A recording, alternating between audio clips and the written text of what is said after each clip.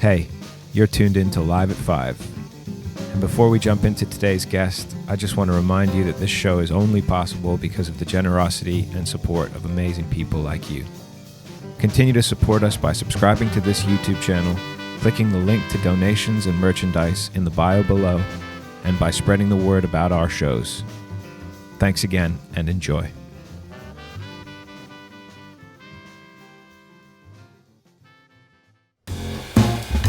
Welcome to Live at 5. We thought you could hear us when you couldn't, and we're really glad because it all went wrong. So we're really glad to be joining you on this Sunday, April 19th, and it's a beautiful Sunday afternoon. And as always, we're joined by our steadfast and reliable and uplifting producer, Darcy O'Connor from Clapton. He's sporting his Canadian tuxedo today. How are you? How are you, Darcy? I'm doing well, Giacomo. How are you?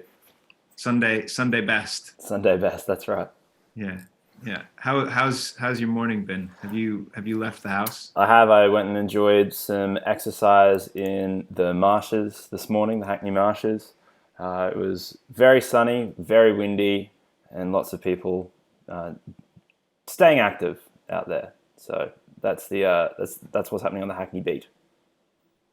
Excellent. I picture your exercise of choice as like something like Qigong or something like that. Is that what you do? Yeah. It's a lot of like Tai Chi sort of, but yeah, more of like somewhere between Tai Chi and Zumba.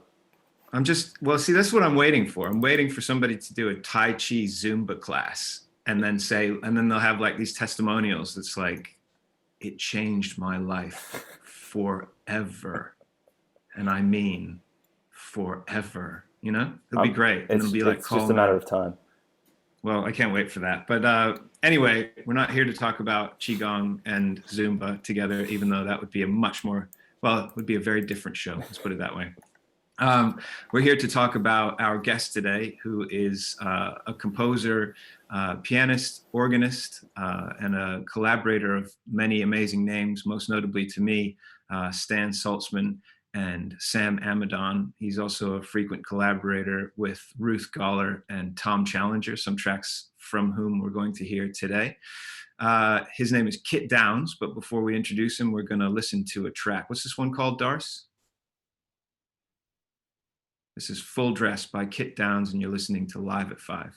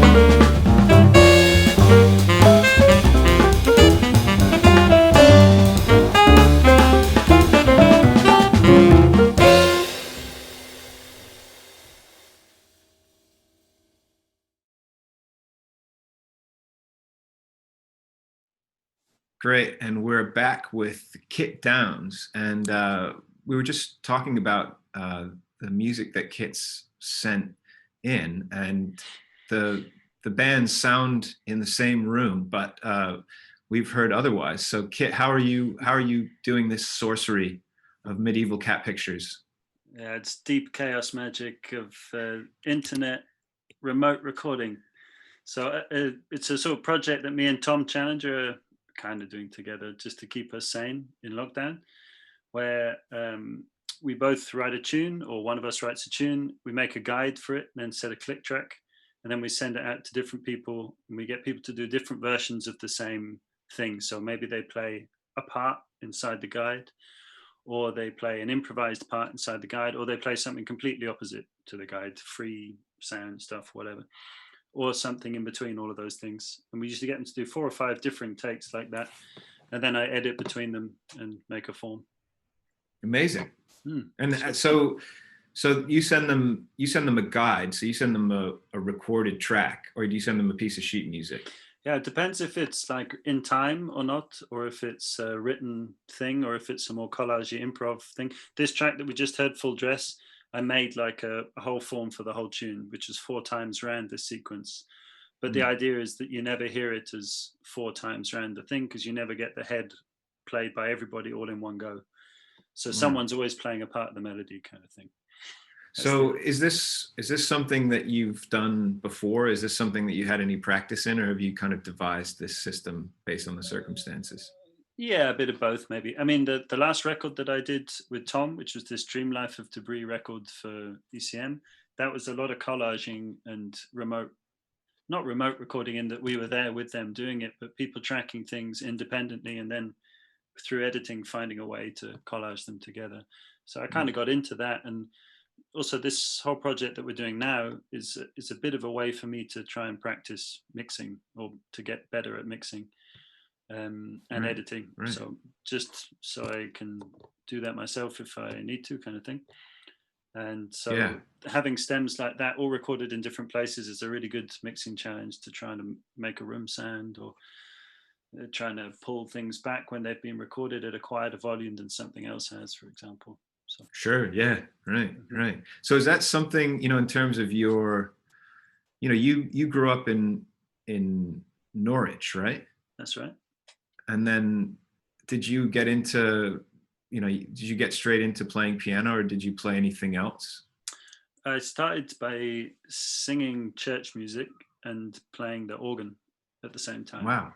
Okay. And I kind of got into improvising through playing the organ. So I had a teacher that was really cool about teaching me the sounds and the arrangement of how the instrument works and the mechanics of it, as much as repertoire on it. So I learned about all the different sections that it copies the orchestra, and how to blend them together, and then to sort of feel free experimenting with collaging those sounds together on the instrument. Yeah. So I'd imagine, that'll have a positive impact on you, getting into this music technology side of things, I think, because isn't the process kind of compositional in that way? Don't you find it that way? I mean, I'm a little bit of a control freak as well, so I like being able to line everyone up and cut them up and make them do my bidding. All with a hefty dose of medieval cat pictures. Yeah, exactly. Yeah. Now, what I do like is that when we give the stuff over to people, there's no brief. There's just like, can you play the written stuff and then do whatever you like, improvising wise, and make any choices that you want, any sounds that you want, any aesthetic. People just play the way they play on whatever we give them, and then when it comes back to us, once they're happy with what they've given, then we get to be control freaky about it, and then I edit it and make it into the thing that I hear it, but with the idea that they've had an open brief to start with, at least. Right. So how do you pick musicians to collaborate with? Are you using people that you will be kind of comfortable with the brief, or are you kind of cold calling people? No, definitely people that I know, that I've worked with in some way before, maybe even like this as well before, with some kind of editing collagey dropped in kind of scenario. But Well, yeah, it's super, people that I trust, and that people that are happy for me to just rip up what they're doing and play it around, because that thing that we just heard, there's lots of editing and manipulation that wouldn't have sounded like that in the room as well. And some people maybe don't like you doing that, or you get a feel for what people feel comfortable with when you take their music. So, and also, even when I'm deciding who to send it to, I have a certain sound in mind that's applicable to the composition anyway. So the way that someone would improvise is already in my head a little bit anyway. Yeah, well, it's a really cool way to make music, and it's even cooler knowing how it was generated. So I think it would be a great thing if you introed us into another one of these tracks, and maybe actually outline what the sonic palette is before we hear it, so we can reflect a little on what it's supposed to sound like. Sure. Well, the last one that we heard is a sort of a way for me feeling like I'm still playing with people, because I'm missing that obviously a lot. And all of this stuff is great fun, but for me, no substitute to being able to play with people live, obviously. But this next one is actually with Ruth Goller, my wife, who I live with, obviously. So this was recorded live, and in that sense, it doesn't really belong in that same group of things, other than that it's recorded at home and there's some editing and things. But that was live in our front room, and the video that I made for it, rather than more medieval cat pictures, because believe it or not, there is a cap on that on the internet. I ran out. But for this video, it's all footage from the walk that we do every day around the back of our house in the fields and bits and bobs like that. So that's great. But What's this one called? This one's called Tiger. It's actually a tune by Aidan O'Rourke, the Scottish folk fiddler that I play with. So it's one of his. Well, this is great because you and Joe Webb are friends, and we had Joe Webb on playing the Tiger Rag. Oh yeah. Now we have you on playing Tiger, which Tiger theme. Both represent different sides of the big cat, Yeah. So this is Tiger by Kit Downs and Ruth Goller.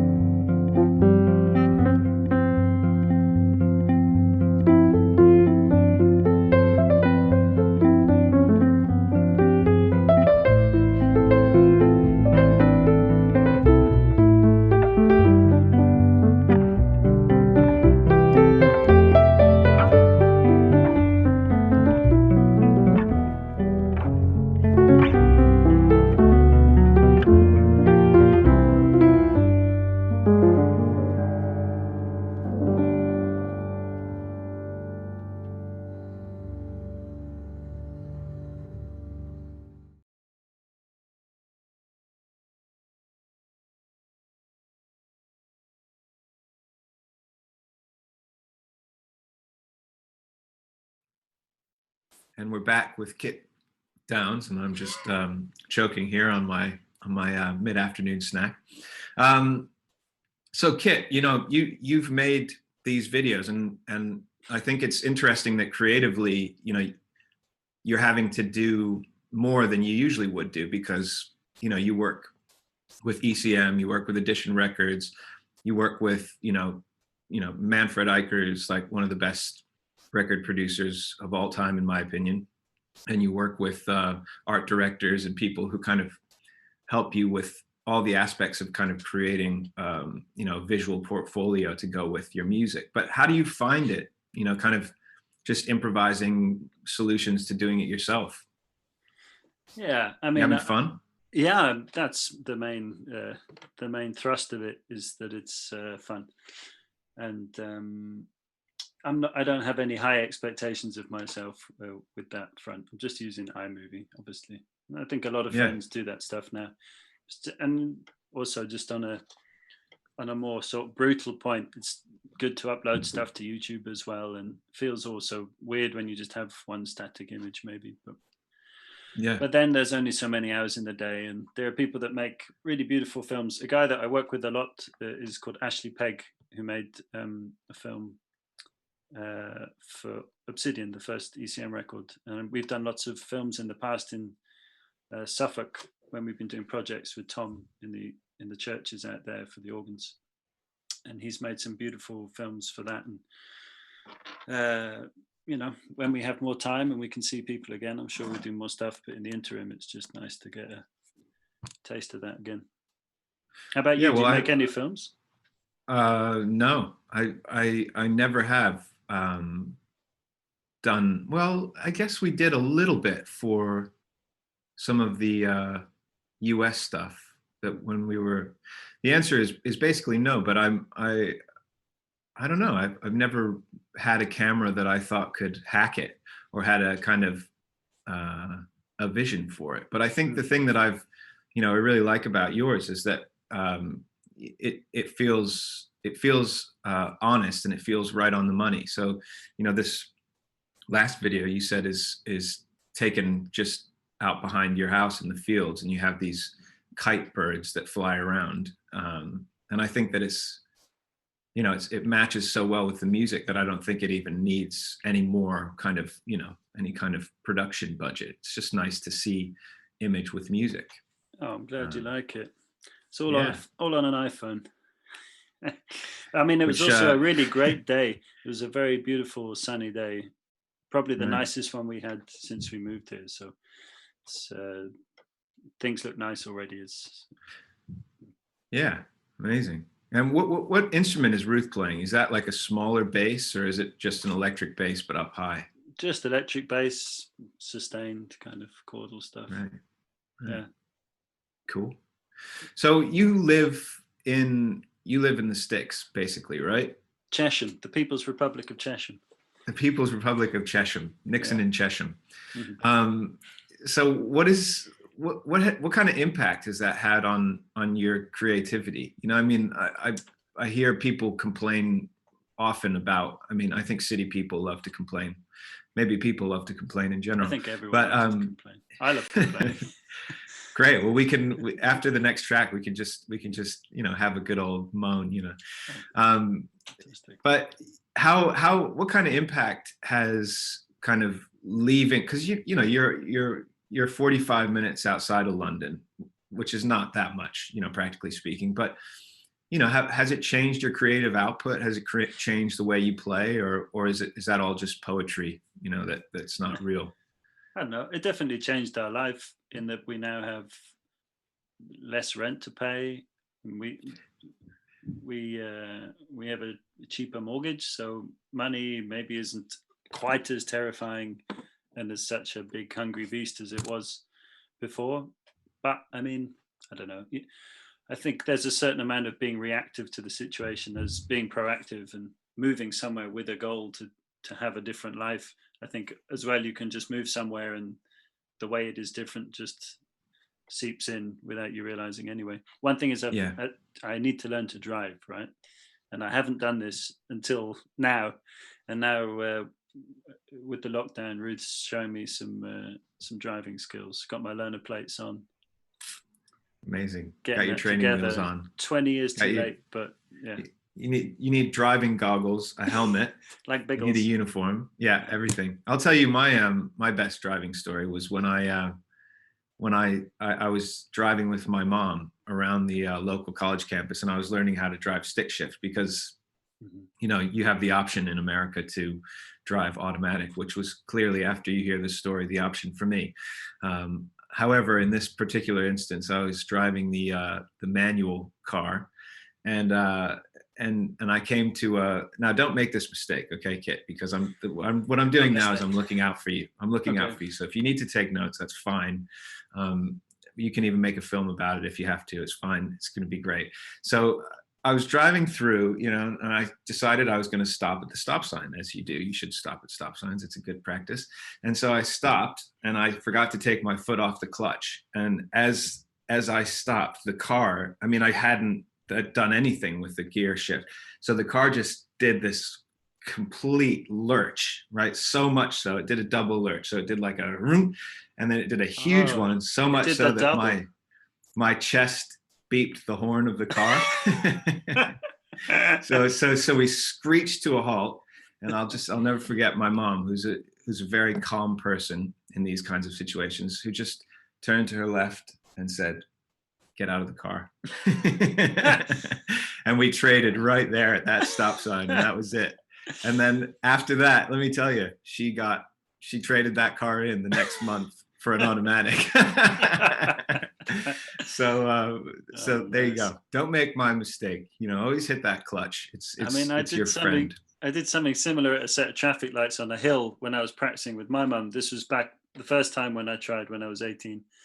And I just kept stalling, but forgetting to brake, and I just gently rolled into the car behind me, leaning on the horn. And there's just so much shouting inside, and I had to just get out and wait like a total idiot while my mum run round. What is it they do in films where they like slide over the bonnet? She was like almost that fast to get round. Wow! Get off this guy's Amazing. Get off this guy's bumper. Amazing. Thanks. So can we? I know you're listening. Yeah, represent. Yeah. So can we link that that driving story into this next song? Yeah, what is the next song? Is it Rolling Thunder? I think it has to be Rolling Thunder after that story. This is Rolling Thunder. Yeah. This summer, Kit Downs drives the interstate. Sounds like an inspirational kind of sports movie, doesn't it? Rolling Thunder. Rolling Thunder. Well, it's so not. Who's on this track, and what's it about? It's a big collage track of lots of improvs. I wanted to do one where there's kind of hardly any written stuff. So first is Lawrence Pike, an Australian drummer and composer and producer that's in Sydney at the moment, who comes over here a lot. He recorded some solo drums for me, sent that to me. I then sent that to Ole Morten Borgen, who's a Oslo-based bass player. And he improvised some great bow stuff on top of it. And I set that underneath a track of Alex Bonney's, which is a field recording of New York put down 2 octaves. And then I wrote some material to bookend the piece, just some written things, which I recorded on piano. And I got Aidan O'Rourke to double that on fiddle as well. Wow. That's the whole shooting match. Can't wait to hear this. Rolling Thunder by Kit Downs. You're listening to Live at 5. And we'll see you after this piece.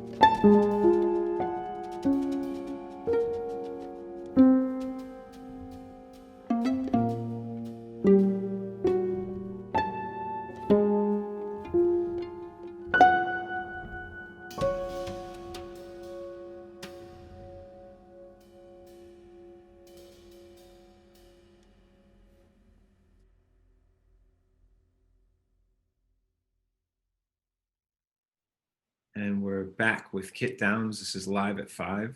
And I just want to, I want to talk to you about the, because we were just speaking about how where you intend for these things to live. And it's a more interesting story than you're just going to upload them to the internet. There's a kind of collective. Is that right? What's Kind the of, story? yeah. Yeah, it's a sort of loose collective in a way. I mean, in that we don't have any manifesto or any we don't have any space that we inhabit all collectively in any way, but it's just a kind of family band. You know how it is. You play with so many people, and a lot of them you play with more often than others. And after a little while, you start getting just a group of people that also know each other independent of you. And so a big thing that me and Tom Challenger have been trying to do for a while is just create a sort of, not create, it already exists, but just highlight a sort of bigger family unit in a way. So this is involving all of those people, obviously. And the idea is that we'll put it up online under the banner, This Is Our Music, which was a collective mixtape thing I did a couple of years ago on Mixcloud, where everyone would donate a new track they've been working on once a month.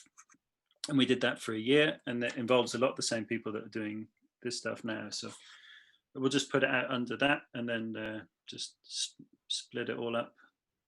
Yeah, that's great. So that'll go. So this is our music, right? Mm-hmm. And that'll go up on Bandcamp sometime Exactly in the next month. You said you have what, 3 more tracks? Yeah, about 5 more.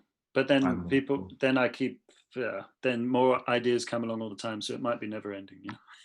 Great. Just recently, I did a very cool one with a friend of mine called Sally O'Reilly, who's a writer, and she wrote a sort of short piece, like a short story in a way, but about her body as a city, and her mind as a university, and her eyes as the church, and the rest. And we scored that out and set that to something. So there's always new ideas of people that I want to involve somehow, because especially now, it's a way of still being social with people as well for me, and keeping in touch. It's a very good excuse to have constant contact with all my friends in a musical capacity. Well, Darcy's doing Qigong Zumba, so if that's interesting to you in any way, he could do an interpretive video of that, which I'm sure would make a real hit. Yeah. But anyway, I wanted to something I really want to ask you about is it's listening to this stuff is amazing because I know you and I always play more, so we played those 2 halves of the Trav'lin Light concert on Friday and Saturday for the Archive at 5 this week. And it's funny because you play very differently in those settings, but I still instantly recognize that it's you. And I kind of, without getting too heavy about it, I just kind of, I wonder what your kind of definition for jazz playing is. If you think of, these pieces that you played us, that you've made, the isolation pieces, if you think of them as jazz because they're improvised, or if you kind of have, different pots in your mind where you break up things. Yeah, I mean, it's a big question that I'm thinking about all the time, and it's a sort of defining question in how you react to that question is, in a way, a defining thing of your whole life in music, I think. Yeah, and not one that I have a brilliantly coherent answer for either, in that I don't think that jazz has the monopoly on the improvised process in any way. So there's obviously deeper and more mysterious and more social things for me that make things jazz. Or but then where would they stop becoming jazz? I find hard to say that either. And it's even if that is something, not that that's something that I even really think about either. So when you sit down at the piano to do a gig like Trav'lin Light, you have the same, let's say, toolkit and mindset that you would when you do something that's more improvised or less kind of, let's say, swing oriented. Yeah, I mean, I'm just sort of calling on different things, I think, and maybe certain heroes are more in my mind's eye than others in a way. And I don't feel bad about switching between role sounds or role models or people that I love and would love to sound like and feel are relevant to certain things that I'm doing. I don't have a problem with them having never met each other or never played together or having been very different people from very different times either, as long as I'm genuinely hearing that and not forcing it into the music in some way. A big person for me would be Messiaen, and has always been since I was very young, and tried to learn his organ music before I was sort of ready for, but loved the sound of it.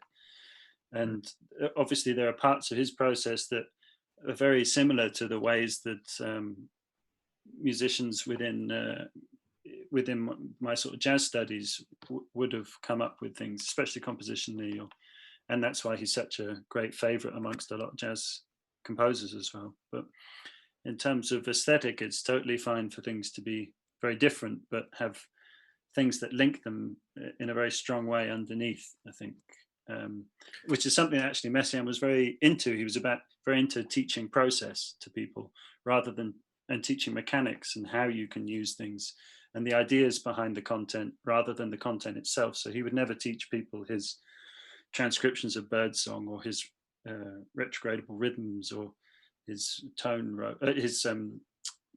his modal chords or stained glass window chords, things. He would never teach them specifically to people because that wasn't the point. That would be like teaching someone a lick in a way. It was more about how do you come up with something interesting yourself using some of the similar mechanisms and what they represent and what their function is in the music, rather than just how they sound on the aesthetic on the top surface. Right. Wow, that's a fascinating process, and it's, I'm always struck by how expressionistic your playing is in the kind of more traditional jazz idiom, and it seems the way that you've described that, it seems to make sense that you have kind of a background process that's going on, that's your instantaneous creative brain that's just working. You're not thinking about Bud Powell's lick on just one of those things that you have to hit that 2/5 going into the bridge, or else everybody's going to think you're a moron. I always loved classical music since I was very young, and then the first jazz musicians that I got into, I think, were also very influenced by classical music. So Keith Jarrett and Oscar Peterson were the two big ones for me. So Oscar Peterson, sound production and the way he would make a piano sing orchestrally, and Keith Jarrett in terms of his more legato touch and the way that he played slightly straighter quavers and the way he was very impressionistic overtly in his influences. So I think also having those two very early on in my jazz education helped sort of link up a lot of the stuff that I listened to when I was very young, which was all classical music, to some of the stuff. And then when I went back, things became more themselves in a way. So Bud Powell or Errol Gardner, and I loved all of that stuff too. But I felt like I already had a sort of forged link to the very first love, which was classical music. But one thing I would also just to follow on to that the Messiaen teaching content, not teaching content thing is, so it's a thing that Bill Evans talks about a lot in that video, The Universal Mind. That film he does with his brother. Never seen it. Oh, it's fantastic. His brother's interviewing him, and obviously they're brothers, and they were very close. And he's saying, they're going through certain things, and then halfway through, there's one point where he says, I just wish you'd show me something, but like show me a voicing or show me a trick, basically, like an end product. Show me just one of those so I can copy it, so I can get the sound in my ears, kind of thing. And he's like, no, I wouldn't deprive you of that feeling of coming up with it yourself. Really hard line, and in a way feels kind of, on the surface, feels very anti-sharing, but it's not at all. And then he broadens the point and says it's not about playing the exact same thing that someone else does. It's about getting into the mindset where you can make the same choices that someone else has. And you have to learn, of course, language and vocabulary, and however you want to label that, the language first, before you can express the sentiments within it. But that's got to come from you. You can't backtrack. Absolutely. It's very interesting, though, if you think about it, with learning a new language. That's maybe, I don't know how true that would be in some ways. Sometimes you need some phrases to get the feel of it. And I think there's a difference between mechanics of language and kind of mechanical speech, or functional speech rather, and expressionistic speech, because that's the difference between the directions to the grocery store and Shakespeare's sonnet. It's a different thing. But anyway, I think that's a great intro to this last piece. Can you tell us a little bit about this one? Sure. This was the first one I did, I think, of these remote recordings, and it's another one of Tom's pieces. So Full Dress was written by Tom. I hope I said that earlier on. The other two, I already said them, but this last one is also written by Tom Challenger, and it features him playing saxophone, myself on piano, Petter Eld on bass, someone I play a lot with in The Enemy, and Lucy Railton on cello, who's someone I've played a lot of duo with as well. And this again came from a guide track, and it was very deliberately no drums, to try and create something that's very dense rhythmically, even though it's at a slower tempo, but it's got a lot of offbeats and a lot of hard syncopation, but to try and get it as tight as we could while still being improvising and free and with it, but without drums. So that was the challenge. So what's this one called? This is called Views. This is called Views. You're listening to Live at 5 with Kit Downs, and we'll see you shortly after this.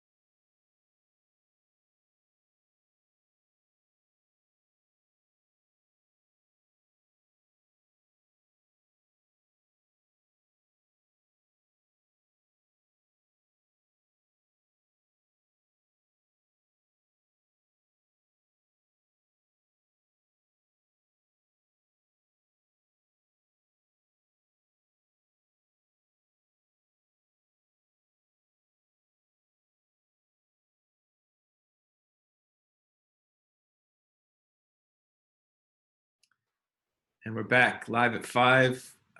Kit Downs. We always ask people who come on the show to do a dance. No, we don't ask them to do a dance. We ask them if they've ever had, sorry, maybe next time, if you can recount or kind of remember any humbling musical experience that was formative for you.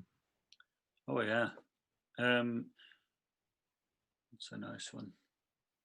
Okay, so very sadly, Lee Konitz died in the last week, and he was one of the first people that I really fell in love with of jazz, and it's one of the first people I heard that I felt improvised note to note, which is such a mantra to live by almost within his playing. He has so many amazing quotes about if it doesn't sound uncomfortable, you're not improvising. Just mega kind of stuff. And I always hugely looked up to him and still do. And I remember when we were, this isn't a very exciting story, other than just it was an experience that I remember very strongly. I somehow managed to get in the situation where I was allowed to sit in for a tune at 606 when he came to play at Peter Inn's birthday bash. And I played How Deep is the Ocean with him. And it was the first experience of playing with someone's sound that you've heard, not only on records, playing with other greats that you love, but someone that you feel like I would have given everything to have just sounded like him, let alone having something myself. It would have been more than enough, of course, just to have his voice. And then to hear that being played at the same time as whatever rubbish I was playing was such a kind of brain blower for me. That maybe there's also a good second one, if you'll permit me, which is more of a formative learning experience. I mean, that was already great, but but go ahead. Yeah. There's one at the Academy. Just it's one that I really fucked up, so it's kind of nice for me, and that I learned a lot from it. But a failure story. Absolutely, yeah. People, man, failure stories are so trendy right now. They're Everybody wants to fail more than the next guy. So. I'm going to sell. Here you go. Have your go. Yeah, so it was the first year at Academy, I think, and Fly came in, that trio with Jeff Ballard, Larry Grenadier, and Mark Great Tenner. band. Yeah, really and this rhythm section that I'd listened to a lot with Brad Meldo, obviously, and I'm a huge fan of. And again, somehow I got in this lucky, but ultimately, well, I don't know whether it's unlucky or lucky, but a situation of playing trio with them in a workshop kind of thing. And I played a blues, and I was, of course, crazy excited and very intimidated and very nervous. And suddenly all these like people sort of came into my head of who I should be trying to sound like, because their sound was just there already, even on the crappy instruments that they had there. It didn't matter. It's like you were in a record immediately with doing the thing. And I think we played When Will the Blues Leave or something like this. And I tried to play some hip. I was just playing, not listening at all. I was listening to the sort of inner story I was telling myself about this experience, rather than actually being present. And I got myself lost within 13 bars on a blues, and stayed lost for the whole tune. Wow, that means you played one form. That's good. I played one form, which was the head. Even that was a bit ropey. So I stayed lost throughout the bass solo as well, and the fours. So very evident that I was lost for a long time. And I think I probably flipped the beat like the other way at some point as well. It was one of those like flipping the beat kind of thing. And I didn't, and I was so terrified that it was like I had ear defenders on. I wasn't listening to anything they were playing. And the whole thing came, and I finished like, and then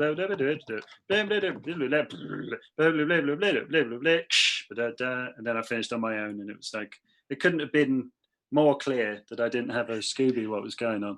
And then afterwards it was cripplingly embarrassing, obviously, and I went up to both of them, and they're both very, very nice people, and I said, I'm really sorry about that, which is obviously like such a pointless thing to say, but I just felt so bad, you know.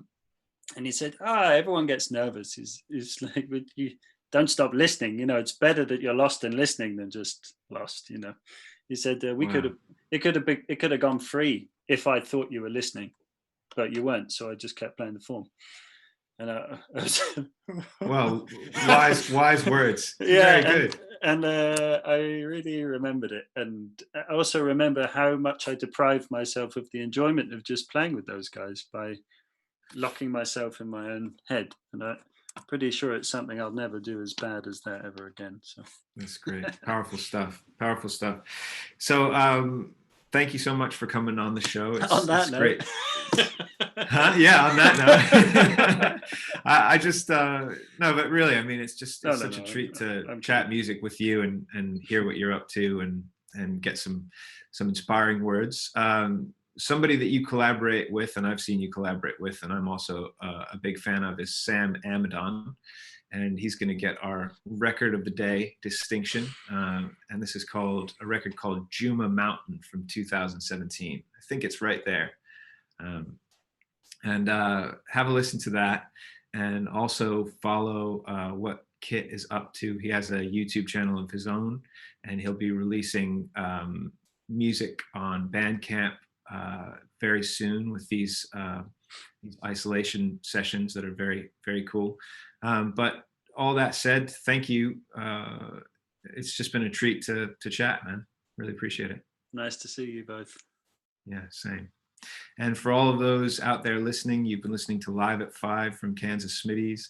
Remember to subscribe to our YouTube channel as well, and to click and share the link in the text below here to find out what we're up to. Darcy has also put the link to the Bill Evans film that Kit mentioned in the comments, or in either the comments or the text. In the description, yeah. In the description of this video. So that said, we'll see you tomorrow evening live at 5. Thanks for listening.